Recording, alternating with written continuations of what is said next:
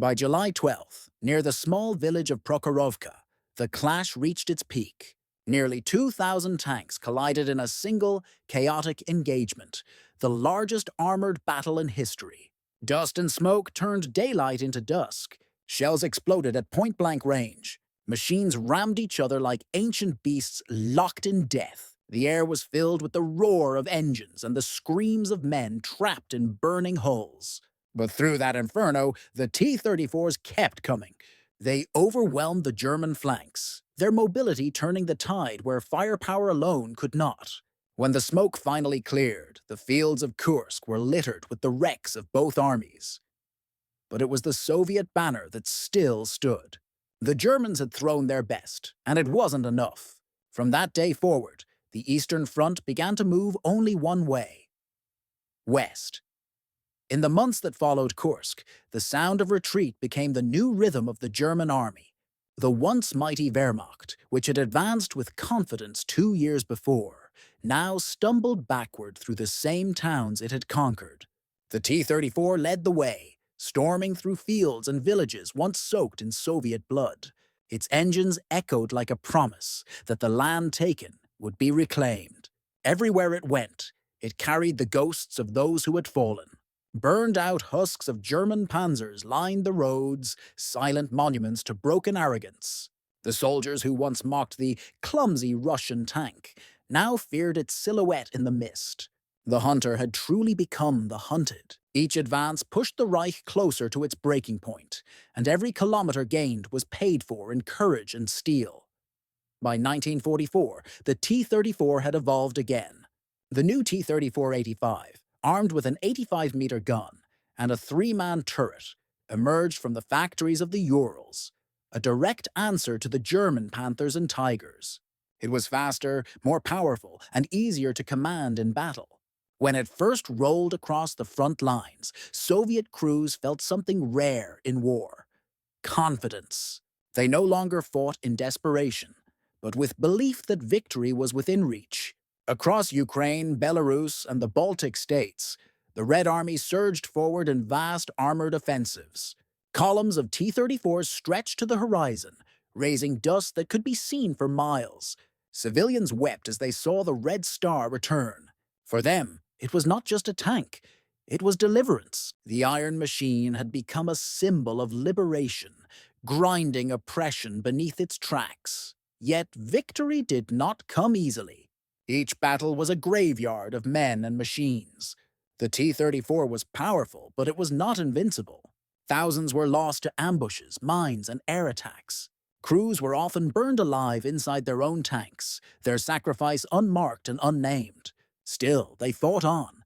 From the forests of Poland to the streets of Budapest, they carried the war westward with unrelenting force. In the spring of 1945, when the Red Army reached the outskirts of Berlin, it was the T-34 that led the charge once again. They crossed rivers under fire, crashed through barricades, and rolled down ruined avenues littered with the remains of a dying empire. On May 2nd, as the red flag rose over the Reichstag, a single T-34 sat below, its hull scarred and smoking. The war was over. And the tank that Germany once laughed at had crushed the Third Reich beneath its treads. When the guns finally fell silent in May 1945, Europe was a graveyard of ruins. Cities lay in ash, rivers ran black with oil, and fields that once grew wheat were now fields of rusting metal. Among those ruins stood the T-34, battered, scarred, and immortal. It had fought from the first day of invasion to the last day of victory, from the forests of Smolensk to the streets of Berlin. For 4 years, it had been the steel backbone of the Red Army, carrying a nation from despair to triumph. The men who drove it were no heroes in marble or song. They were farmers, workers, and boys barely out of childhood. Yet history would forever owe them its silence, the kind of glory that comes not from celebration, but from survival. The T-34 had not only saved the Soviet Union, it had reshaped the war itself. Across the wrecked continent, its legend spread quickly. Western observers who examined the battlefields after the war were stunned by what they saw. The T-34 was not the most advanced tank in existence, but it was the most perfect for war. Its simplicity, speed, and sloped armor had redefined what a tank could be. Engineers in Britain, America, and France took notes. Factories studied its angles and design. Even the defeated Germans, once proud of their technical superiority, admitted their awe. General Heinz Guderian, the father of Blitzkrieg, would later write, "The Russian T-34 was the finest tank in the world." It was an admission carved not from admiration, but respect, and perhaps a quiet sense of regret. The weapon they had mocked had become the standard by which all others were measured. Back home, the Soviet Union glorified the T-34 as the hero of the Great Patriotic War. Statues were raised, songs were written, and veterans stood beside the machines that had carried them through hell. For the soldiers who survived, those tanks were more than metal. They were brothers. Many crews gave them names, painted stars for every victory, and spoke of them as if they were alive. Some refused to leave their vehicles even after the fighting ended, choosing to sleep beside the machines that had kept them alive. In towns rebuilt from rubble, children climbed on the turrets of old T-34s as if they were playgrounds, unaware that beneath the paint and rust lay stories of fire and blood. The war had ended, but the T-34's journey was not over. As the Cold War began, the T-34 rolled on into new battles across the world. It fought in Korea, in the Middle East, in Vietnam, and across Africa. Wherever revolutions rose or empires fell, the T-34 was there. A survivor of one war, reborn into another. Its design was copied, modified, and exported to dozens of nations. By the 1950s, it was no longer just a Soviet weapon. It had become a global symbol of resistance. Even decades later, when modern tanks ruled the battlefield, T-34s still rumbled through parades and conflicts, their silhouette unmistakable. They were relics that refused to die, ghosts of a war that had reshaped humanity. But behind the myth lay the price. Over 80,000 T-34s were built, and tens of thousands were lost. Each one carried a crew of 4 or 5 men who faced death every time they turned the ignition key. Many never returned home. Their names faded into the vastness of Soviet history, their graves unmarked in the frozen soil. The tank's glory was built on sacrifice, of lives consumed as quickly as machines were produced. It was both a triumph of engineering and a tragedy of endurance. For every T-34 that survived to see victory, dozens burned quietly in the fields of Russia, Ukraine, and Poland. The war ended, but the echoes of their struggle would last forever. Decades later, rusting T-34s still stand as monuments in towns across the former Soviet Union. Their barrels lifted toward the sky, their tracks frozen in time. Tourists take photographs beside them, children run their hands over the steel, and veterans stare in silence. They are reminders of a time when the fate of the world rested on men and machines pushed beyond human limits. The sound of their engines is long gone, but in the wind that moves across those memorials, one can almost hear it. That deep, unending growl of diesel, the heartbeat of defiance. The T-34 may have been built for war, but it became something greater, a symbol of survival in a century that nearly destroyed itself. In the quiet that followed the war, the T-34 stood not as a weapon, but as a witness. Its armor bore the scars of 1,000 battles. Each dent, each burn mark a memory of men who refused to surrender. Grass grew through the tracks, where once fire had raged. Birds nested in turrets that had once roared with fury. The land healed slowly, but the echoes of its engines never truly faded. Veterans who survived would sometimes return to those fields, walking among the rusted remains. They would place a hand on the cold steel and whisper names long forgotten. To them, the T-34 was not a machine of death, but of endurance. A friend that had carried them through the edge of the abyss and back again. History often glorifies victory, but the T-34's legacy was something quieter, deeper. It was the story of a nation that bled, broke, and still refused to die. Today, more than 8 decades later, the T-34 remains eternal, in museums, in parades, in the memories of those who still remember the thunder of its arrival. It is more than steel. It is memory cast in metal. It tells us that strength is not in perfection, but in persistence, not in how fast a machine moves, but how far the human spirit can carry it. When Germany laughed, the T-34 was just a prototype. When the war ended, it was a legend. And as its shadow stretches across history, it reminds us that courage needs no translation, and sacrifice never fades. In the smoke and silence that followed the Second World War, one truth remained. Courage is never outdated. This is WW2 Revisited, where history lives again. By the winter of 1941, as German forces approached the gates of Moscow, the T-34 became the symbol of Soviet defiance. It roamed the snow-covered fields like a ghost, engines roaring through blizzards, tracks churning over frozen corpses and wrecks. Its green hull stood out against the white wasteland, a moving fortress in a world turned to ice. For every German tank that advanced, a T-34 waited. For every mile gained, blood was spilled on both sides. But for the first time, the Germans realized they were fighting not just an army, but an idea. The T-34 was not merely a weapon of war, it was the embodiment of a nation's endurance. And that idea could not be destroyed by shells or fire. Winter pressed down like a living thing, heavy and merciless. Snow fell endlessly over the plains of Russia, covering wrecks, corpses, and broken dreams beneath its silent weight. German tanks froze in their positions, their engines useless in the sub-zero cold. Oil turned to sludge, weapons jammed, and men wrapped themselves in whatever cloth they could find. But through the blizzards came the rumble of engines that did not stop. The T-34 thrived where others died. Its wide tracks floated over the snow. Its diesel engine roared in defiance of the frost. Soldiers began calling it the tank that breathes winter. In those bitter months of 1941, as Moscow stood on the brink, the T-34 became the armor of survival, a weapon born of necessity, not luxury, carrying the hopes of a nation on its steel shoulders. In makeshift bunkers near the capital, Soviet crews huddled for warmth beside their machines. They were farmers, miners, students, men barely trained, fighting with instinct more than skill. Many had never seen combat before, Operation Barbarossa.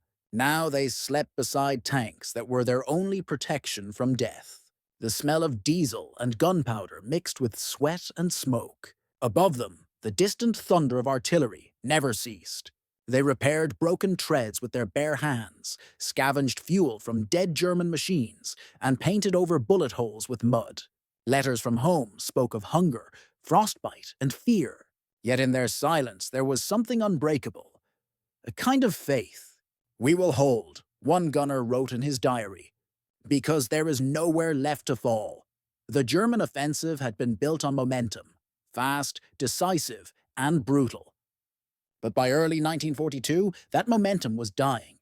Their tanks bogged down in mud and snow, their engines choking in the cold. Supply lines stretched thin across thousands of kilometers.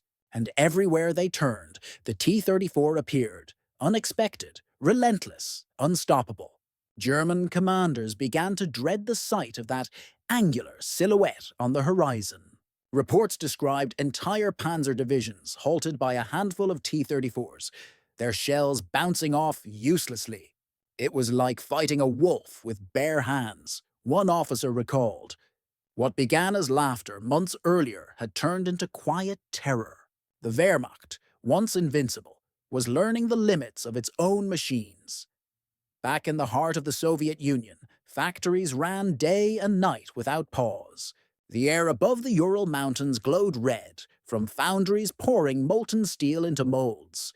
Women worked 16-hour shifts, their faces blackened with soot. They built engines with numb fingers, riveted armor plates by candlelight, and sent their sons to die in the tanks they assembled.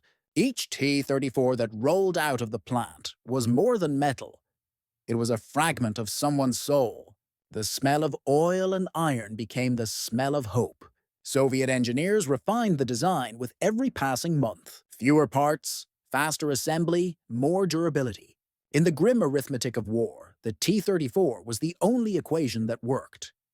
By mid-1942, a new model, the T-34-76, rolled from production lines.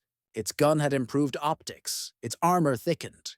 The Red Army's armored brigades, once shattered and scattered, began to reorganize. They trained in fields under open skies, practicing maneuvers with limited fuel and fewer shells than they needed. Yet morale was rising. They knew what they had now, and they knew what it could do. The T-34 was not just surviving the war. It was rewriting its rhythm. At every turn, German commanders found themselves reacting instead of dictating. The hunter was becoming the hunted. The Germans, unnerved by mounting losses, pushed for an answer. Engineers in Berlin and Kassel were ordered to design tanks that could outmatch the T-34. What emerged was the Panther. Heavier, deadlier, a monster in steel. But such perfection came at a cost. It required precision parts, rare materials, and endless hours to assemble. The Soviets, meanwhile, turned simplicity into strategy. A T-34 could be built in less than half the time it took to produce a Panther. It could be repaired with a hammer and a wrench. And when one was destroyed, 3 more took its place. In the factories of Magnitogorsk and Nizhny Tagil, production was no longer industrial. It was spiritual. Every strike of a hammer was a blow against the invader. The summer of 1942 brought new horrors. German forces turned south toward Stalingrad, the city that bore Stalin's name. The Volga River became the line between survival and annihilation. Both sides threw everything into the inferno. Infantry, aircraft, artillery, and tanks. Streets vanished beneath rubble. Buildings became fortresses. In this nightmare, the T-34 found its true calling. It could fight in the open and in the ruins, turning debris into cover and shattered walls into shields. Soviet tankers drove through smoke so thick they could barely see a few meters ahead. Many never came back, but those who did carried with them the legend of Stalingrad, a name that would echo through history. Inside the city, tank combat was close and brutal. T-34s ambushed German Panzers from alleys, firing point-blank before vanishing into the smoke. Crews painted slogans on their hulls. For the motherland, for Moscow, for Koshkin. Some tanks were buried in rubble to act as stationary guns, their crews fighting until ammunition or life ran out. The air reeked of burning fuel and blood. The battle raged for months, a storm of iron and desperation. But in the chaos, one truth emerged. The T-34 could adapt to anything. Snow, mud, rubble, fire. It kept moving when logic said it should stop. That resilience mirrored the Soviet spirit itself. When the German Sixth Army finally collapsed in Stalingrad in February 1943, the balance of the war shifted. For the first time, the invincible Wehrmacht was broken. Prisoners marched into captivity through streets littered with T-34 wrecks and frozen corpses. Victory had come at an unbearable cost, but it was victory nonetheless. Across the Soviet Union, the name T-34 became a whisper of pride, a word that carried both grief and glory. The tide was turning, and the world knew it. Yet the bloodiest chapter of the war was still to come. Ahead lay the vast plains of Kursk, where steel would meet steel in the largest tank battle the world had ever seen. The months leading to Kursk were a race against time. Both sides prepared with grim determination. Germany massed its newest Panzers, Tigers, and Panthers for one final blow that they hoped would shatter the Red Army once and for all. The Soviets, forewarned, built defenses like never before. Mines, trenches, and anti-tank positions stretching hundreds of kilometers. And at the heart of those defenses stood the T-34, thousands of them, dug into the earth like silent predators waiting for the storm. Commanders studied the land, memorized every hill and valley.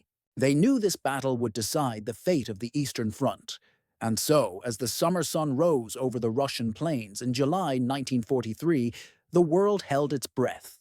The T-34 was about to face its greatest test. The morning of July 5th, 1943, began with thunder that was not from the sky.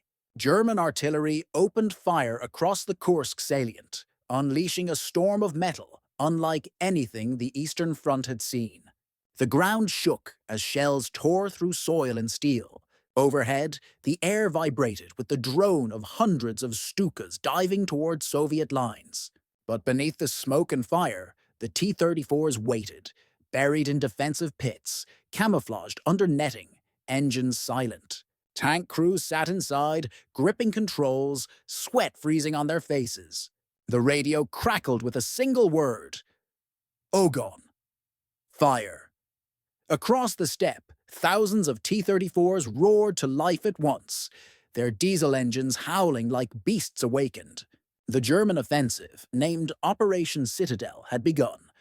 But what awaited them was not a retreating enemy.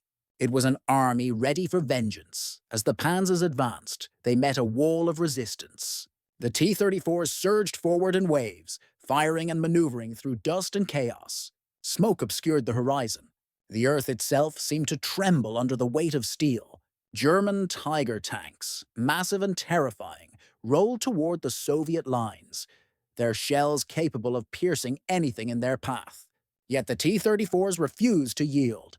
They moved fast, flanking, circling, striking from the sides. When one was destroyed, another took its place. Soviet crews fought with a mix of fear and fury, their hearts pounding in rhythm with the engine. Inside those cramped steel coffins, men screamed, prayed, and burned. But they did not stop. The battlefield became a living furnace, and in its heart, the T-34 was king. June 22nd, 1941. The dawn sky over the Soviet border burns with fire. The roar of engines and the scream of artillery tear through the silence of a sleeping empire. Columns of German panzers roll eastward, endless mechanical beasts grinding across the dust of Belarus and Ukraine.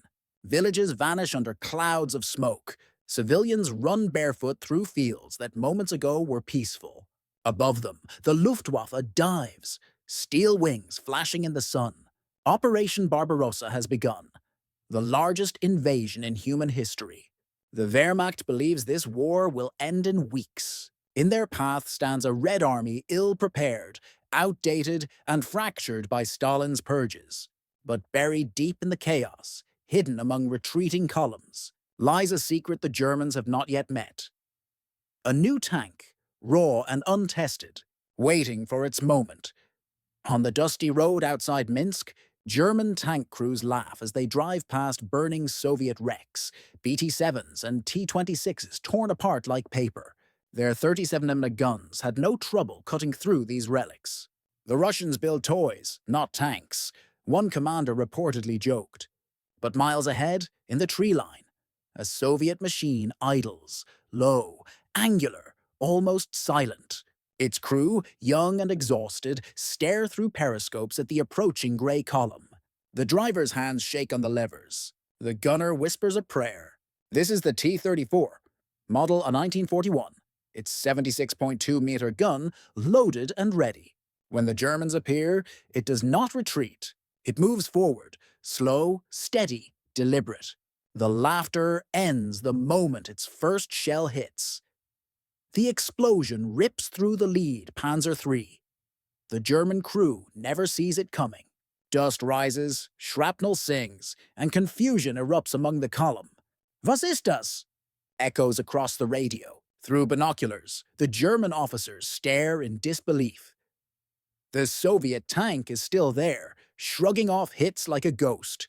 Bullets ping harmlessly off its sloped armor. Its turret turns with a deep metallic growl, smoke swirling from the barrel.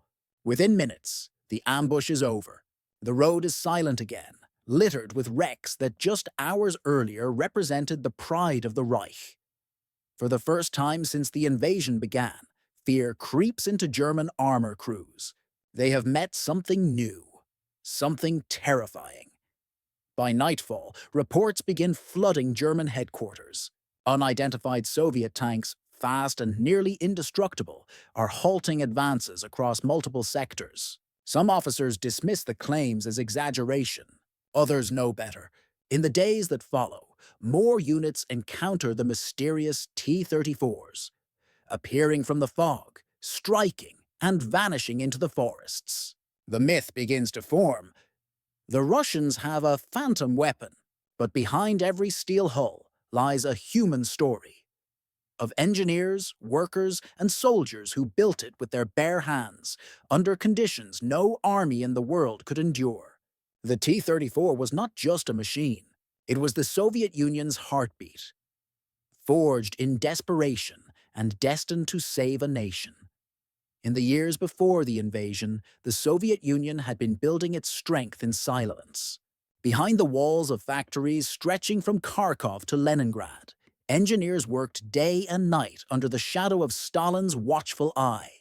Fear was part of the design process. Failure could mean prison, or worse. Yet even within that climate, brilliance emerged. In 1937, a young engineer named Mikhail Koshkin envisioned a tank that could survive both the frozen steppes and the burning plains. He wanted speed, firepower, and armor, all in one machine. His concept was radical, almost impossible for the time. But against orders, he began work on a prototype that would later be called the T-34.